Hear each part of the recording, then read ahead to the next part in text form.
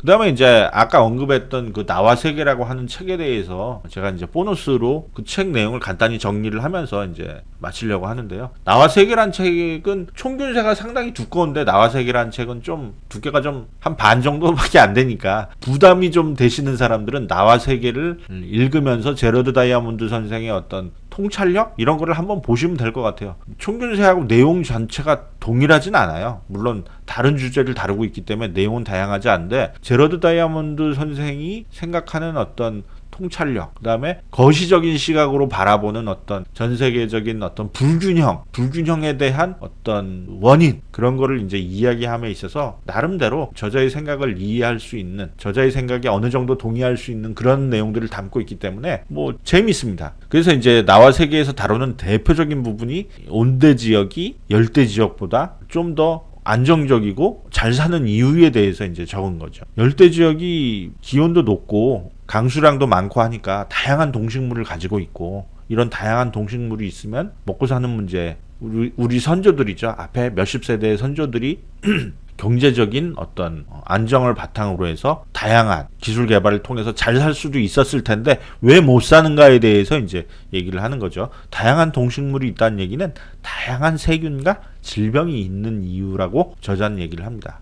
그래서 다양한 세균과 질병이 있기 때문에 그곳에 살고 있는 사람들에게 상당한 위험을 수반하게 되고, 그 질병에 따른 높은 사망은 그 지역에 살고 있는 사람들의 평균 수명이 굉장히 짧아지는 일을 가져온답니다. 예를 들어서 이야기를 어떻게 끌어나가냐면, 평균 수명이 이 온대 지역에 사는 사람들은 뭐 한 40 정도인데 예전에 열대 지역에 사는 사람들은 20대에서 30대다. 이제 이렇게 가정을 하면 어린아이가 태어나서 제대로 된 어떤 활동을 하는 데는 아무리 못 걸려도 한 15년 이상은 교육을 받고, 혼자 생활할 수 없으니까 교육을 받고 성장을 통해서만 그 다음에 제대로 된 이제 한 인간으로서의 사회에 기여할 수가 있을 텐데, 평균 수명이 짧으니까 평균적으로 사회에 활동하는 기간도 짧고, 그 짧은 기간 동안에 일으켜낼 수 있는 사회 기여량이 열대지방은 훨씬 더 적기 때문에 오래 살면서 다양한 경험과 어떤 지적 노하우를 갖게 되는 이 온대지방의 평균적인 사람들에 비해서 불리하다는 거. 그 다음에 이제 사망률이 높다 보니까 여성들이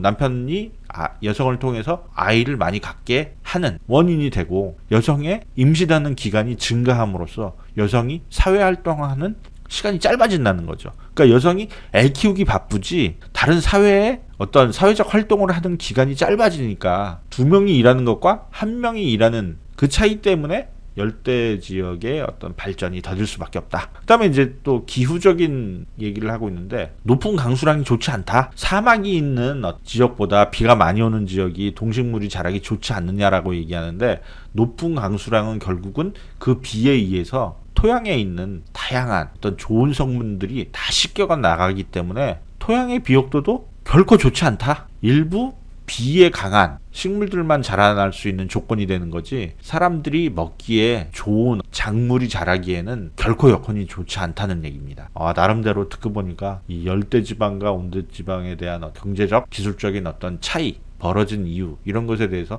그렇구나 하는 생각을 가지게 되었습니다.